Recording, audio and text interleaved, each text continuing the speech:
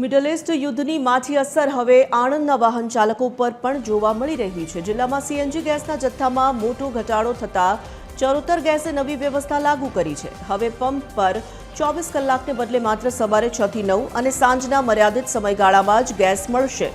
ઠેર ઠેર limited સ્ટોકના board લાગતા પંપ સુમસાન બન્યા છે। પૂરતો જથ્થો ન મળે ત્યાં સુધી જનતાએ આ હાલાકી વેઠવી પડશે।